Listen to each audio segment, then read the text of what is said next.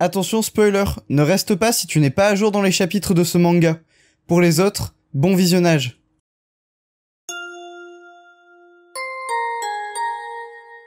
Bonjour à tous, c'est Saliste. On va faire semblant que je suis pas en retard et qu'on est le dimanche de la sortie du chapitre 331, alors qu'en vrai on est vendredi et que le chapitre 333 sort dans 2 jours et que je vais faire semblant que tout se passe bien. On reprend directement après le chapitre 330 qui, je le rappelle, marquait la transformation de Shigaraki en Super Saiyan 3 sur la dernière case du chapitre où ses cheveux se mettent à pousser d'un coup et qu'il a une crise existentielle sur quelle est sa véritable identité. Bref, vous avez déjà attendu assez longtemps comme ça pour avoir cette review, donc on va passer directement au générique.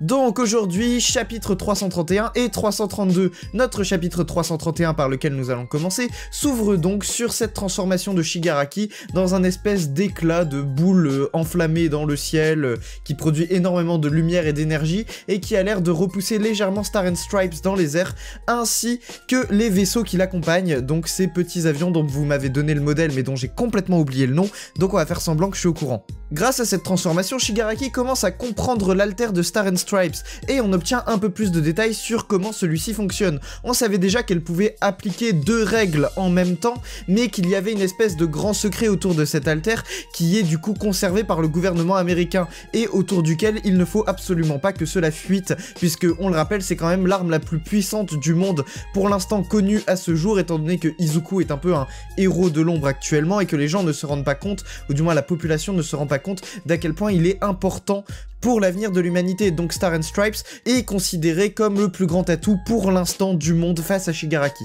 Donc, comme Shigaraki nous le fait remarquer, il y a 2 règles un peu cachées qui n'ont pas été dites explicitement, mais dont on s'est rendu compte, tout comme lui s'est rendu compte de ces règles cachées. Premièrement, elle ne peut pas augmenter à l'infini la force d'un être vivant, puisque comme on l'a vu, elle aurait pu atomiser Shigaraki en un seul coup de poing si sa puissance avait pu être infinie, et elle serait probablement imbattable.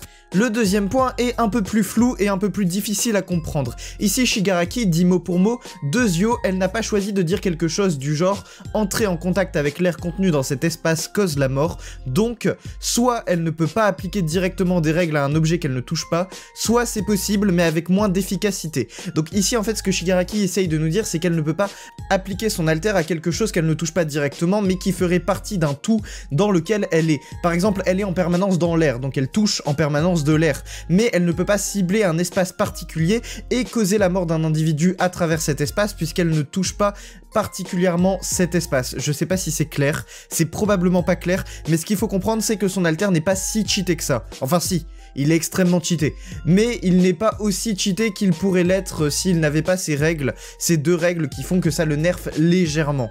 Quelque chose dont je ne sais plus si j'en avais parlé lors du dernier chapitre, mais c'est possible et j'ai eu beaucoup de commentaires là-dessus concernant l'identité de Shigaraki, je ne me souviens plus si j'en avais parlé. Bref, je vais revenir rapidement là-dessus. Shigaraki parle du fait que l'alter agit différemment sur les êtres vivants et que ça a peut-être à voir avec la perception de soi et de son nom.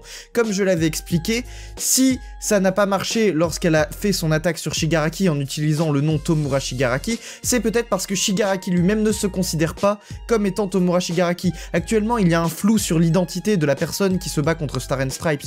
On ne sait pas si c'est Shigaraki, All for One ou Tenko Shimura. Il le dit lui-même, il a un flou sur qui est-ce qu'il est lui-même. Il ne sait pas s'il est Shigaraki, s'il est All for One ou s'il est Tenko Shimura. Donc en fait, si lui ne sait pas qui il est, Star and Stripes ne peut pas appliquer son alter en utilisant son nom, puisque on le rappelle, le nom c'est quelque chose de d'abstrait en fait, c'est quelque chose qui est donné humainement, c'est pas quelque chose qui fait partie de toi directement dès que tu nais, ce sont tes parents qui te donnent un nom, et donc chacun est libre d'avoir le nom qu'il décide d'avoir. Il y a des gens qui changent de nom de toute façon tous les jours, donc ça a à voir avec la perception de soi et de quel nom on s'attribue à soi-même si son alter fonctionne. Bref, Star and Stripes se retrouve dans une impasse puisqu'elle n'arrive pas à combattre Shigaraki puisque celui-ci est trop fort, il se régénère beaucoup trop vite et il est extrêmement dangereux. Donc elle décide de contacter l'amiral Ackbar, qui est une référence assez évidente à l'amiral Ackbar de Star Wars.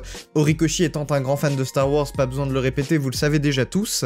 Bref, du coup, en attendant, elle contacte l'amiral Ackbar et elle décide de temporiser en attendant cette espèce d'atout dont on ne connaît pour l'instant pas vraiment la fonctionnalité, mais qui va permettre à Stars and Stripes de battre Shigaraki selon elle.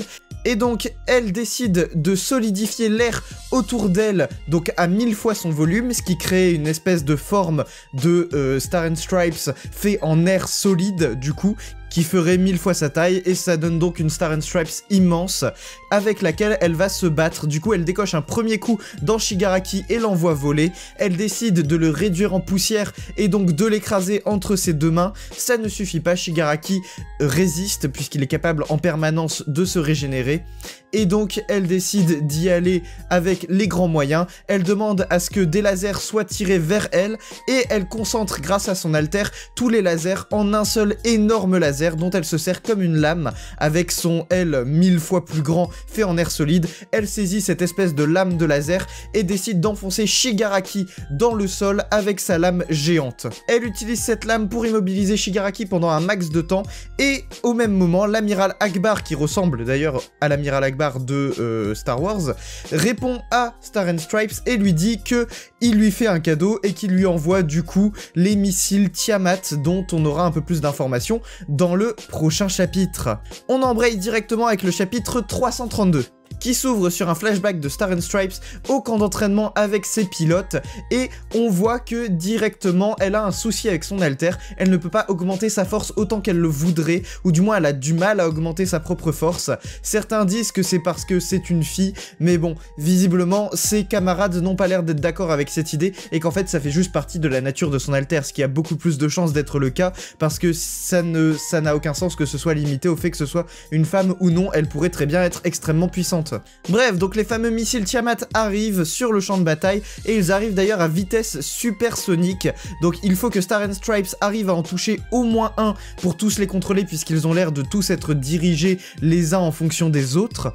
Pendant ce temps, Shigaraki, du coup, lui, se rend compte qu'il y a quelque chose qui se trame, parce que il voit bien que Stars and Stripes n'arrive pas à le tuer avec sa technique du laser géant, et pourtant, elle temporise un maximum. Donc, il se dit qu'elle attend quelque chose, et il a totalement raison, elle attend les missiles. Du coup, le plan avec les missiles serait de tout lui envoyer dans la tronche d'un seul coup pour tuer Shigaraki avant qu'il ait le temps de se régénérer, et donc le réduire en poussière en une seule fois, ce qui permettrait du coup de se débarrasser de lui le plus rapidement possible. Chose assez intéressante, du coup elle démarre à compte à rebours de 3 secondes avant que les missiles n'arrivent à elle, et en fait elle va utiliser sa forme géante, donc le volume de 1000 fois sa taille d'air solidifié, pour attraper les missiles dans sa main géante, et elle va appliquer son alter à travers cette main géante. Du coup on peut voir qu'elle peut indirectement toucher les choses si elle arrive à créer une réplique d'elle-même.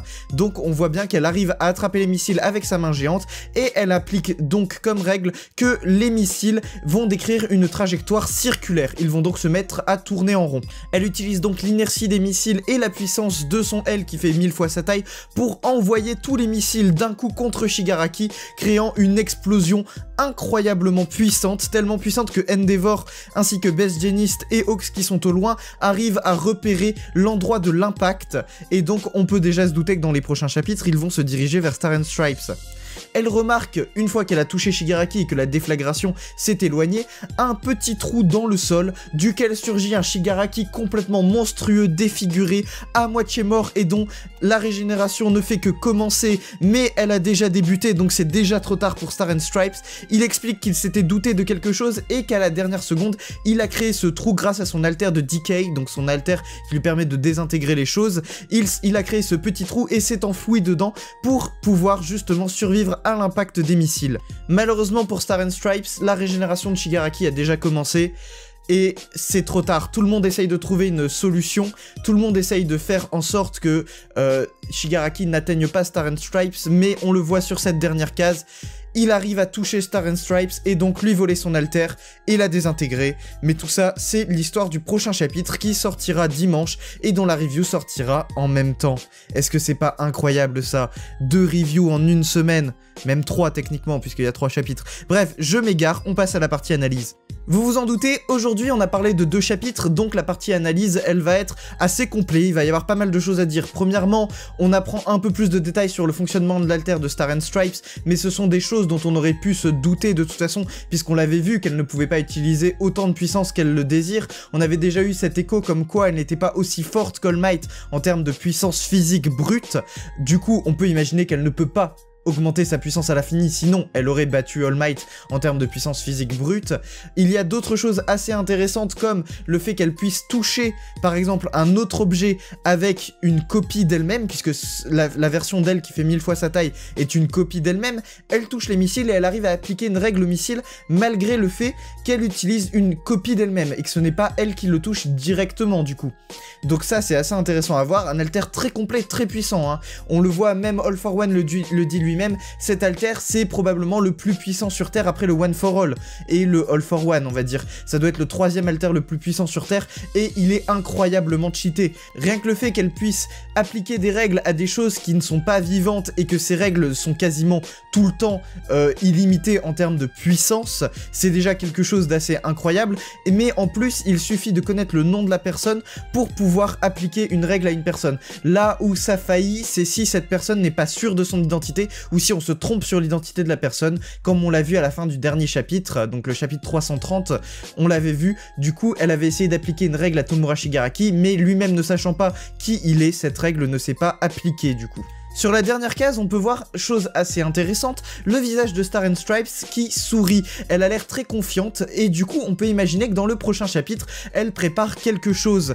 Je pense qu'elle ne se laissera pas faire aussi facilement, elle ne devrait pas pouvoir se faire désintégrer le visage et voler l'alter aussi simplement. Pour moi, si cela doit arriver et si Star and Stripes doit mourir, elle doit laisser une dernière chose, quelque chose de puissant qui doit empêcher Shigaraki de s'en sortir aussi simplement que ça, ou du moins temporiser jusqu'à l'arrivée d'Endeavor et des autres héros. Bref, 2 chapitres incroyables, 2 chapitres vraiment lourds en action, très très lourds en action, et en révélation, on peut le dire aussi un peu par rapport à Star and Stripes, toujours, puisque c'est quand même l'élément central de ces chapitres en ce moment.